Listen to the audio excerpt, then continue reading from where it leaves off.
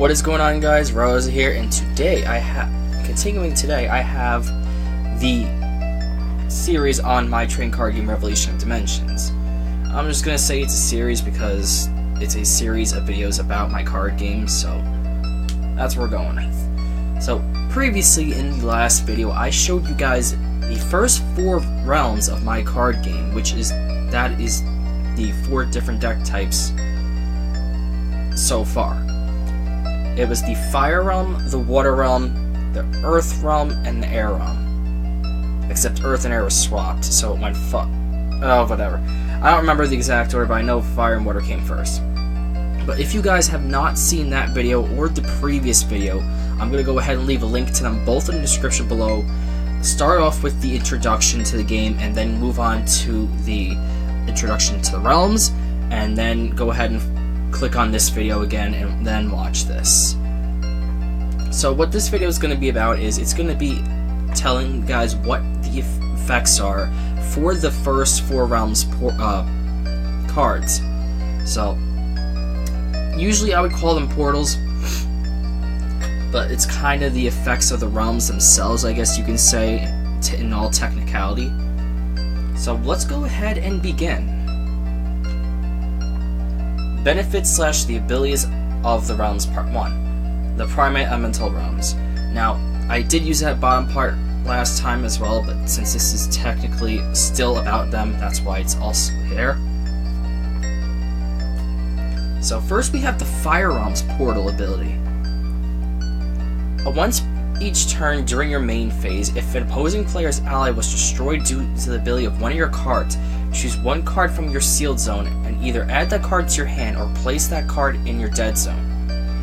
Now, since the Fire Realm, as I said in the first video, is the realm that uses, well, I'm not sure if I said it in the first video or the second one, but Fire Realm typically uses the sealed realm the most at the moment, so this is kind of telling you that, hey, the sealed zone is going to be important to you.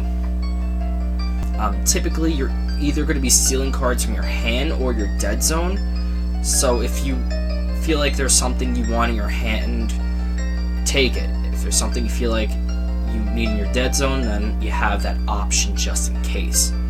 But typically, you're probably just going to be adding cards to your hand with this effect, because who doesn't want to go +1?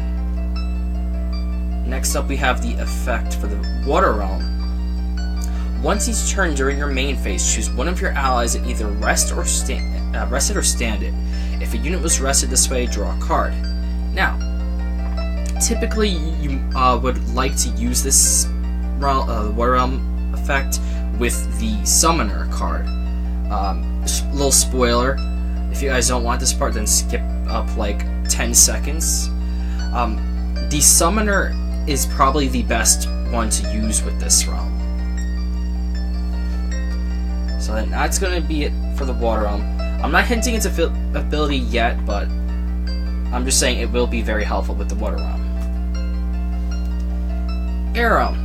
Once each turn during your main phase, if cards were sent from your opponent's deck to the dead zone due to the ability of one of your cards, you may either draw a card or at the end of your turn, return one of your allies to your hand. Now, as I said in the previous video, the Air Realm likes to both mill the opponent's cards and they like to bounce between your field and hand. So you have the option to do that, and you get a benefit for doing what your deck's supposed to do, which is milling your opponent's deck. And then finally, we're on the Earth Realm. Pretty fast this is going. Once each turn during your main phase, you may choose one of your allies and either increase or decrease that unit's crumble by 1.